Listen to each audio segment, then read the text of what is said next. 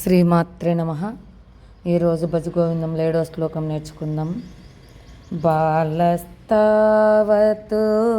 క్రీడాసక్తః తరుణస్తావత్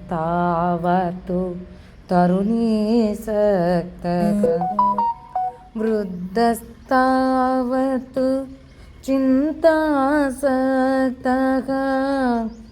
పరమే బ్రహ్మణే కోపి నసక్తః.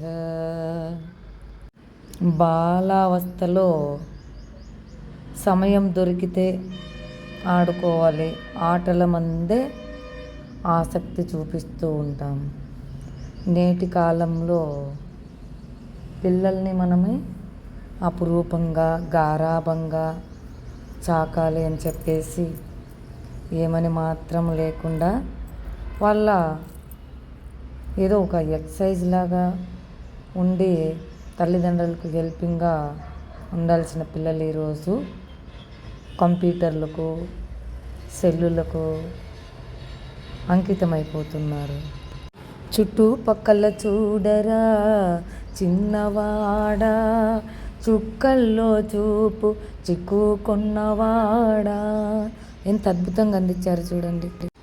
ఎంత కష్టపడుతున్నారు, ఏం పని చేస్తున్నారు, ఈ సమయం వృధాగా ఇలా గడుపుతున్నాను. కానీ 10% అన్నా ఏదో ఒక హెల్ప్ చేయాలి, రోజు కనీసం ఒక పనిలో ఉన్న హెల్ప్ చేయాలనేది లేకోకుండా పిల్లలు తయారైపోతూ ఉన్నారు ఈరోజు. ఇంకా యుక్త వయసులో భార్యకు భర్త పైన, భర్తకు భార్య పైన చింత. ఎంతసేపు ఎక్కడికి వెళ్ళాడో, ఎలా ఉన్నాడో, ఎప్పుడు వస్తాడో, ఏంటో, వాళ్ళ కోసం వాళ్ళకు కావాల్సిన ఆహారాలు వండటానికి, వాళ్ళకు కావాల్సిన విధంగా పనులు చేయడానికి అదే చింత చేస్తామంతే. ఇలా పరమాత్మ యందు అనురక్తుడు కాలేకపోతున్నాడనమాట. 24 గంటలు ఈ విధంగా ఏ ప్రాయంలో, వృద్ధాప్యంలో, యుక్త వయసులో, బాలావస్థలో ఏ వ్యసనాలు ఉన్నాయో వాటితో 24 గంటలు కాలం గడిపేస్తూ ఉన్నాడు. ఎంతసేపు దేహేంద్రియాలను తృప్తిపరచడానికి, ఆ విధంగా తర్వాత పరివారాన్ని, తన ఇంట్లో వాళ్ళను సుఖపెట్టడానికి యుక్త వయసులో రానిచ్చి, ఇంకా వ్యసనాలేమి 10 తరాల పాటు సంపాదించేంత డబ్బు ఉన్నా కూడా ఇంకా సంపాదించాలనే కోరిక, రాత్రి పగులు శ్రమించి ఇలానే జీవితం అంతా కొట్టుకుపోతూ ఉన్నాడు.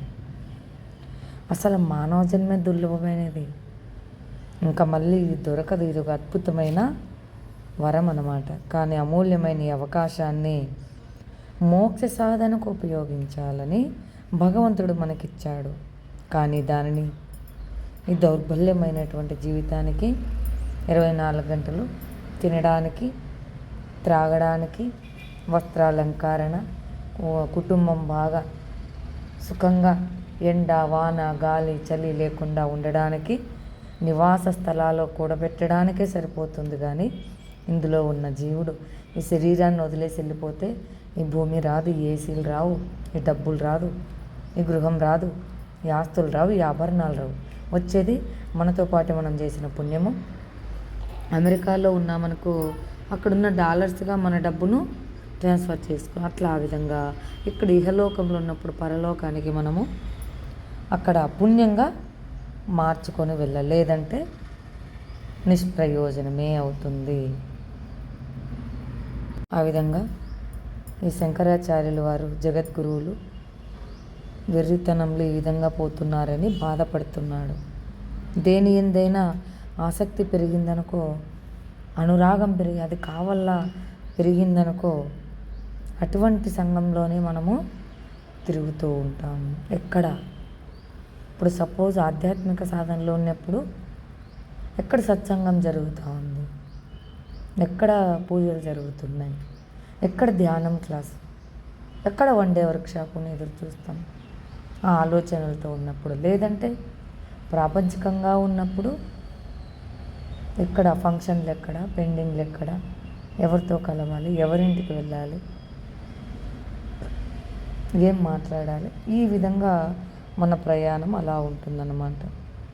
ఈ విధంగా బాల్యమంతా ఆటపాటల యందు మునిగిపోయి యుక్త వయసులో సంసారము, భార్య, బిడ్డలు, సంపాదన ఇందులో అయిపోయి బాధ్యతలకు బందీగా మారిపోయి ఇంకా వృద్ధాప్యంలో అనేక రకాల చింతలు అన్నమాట.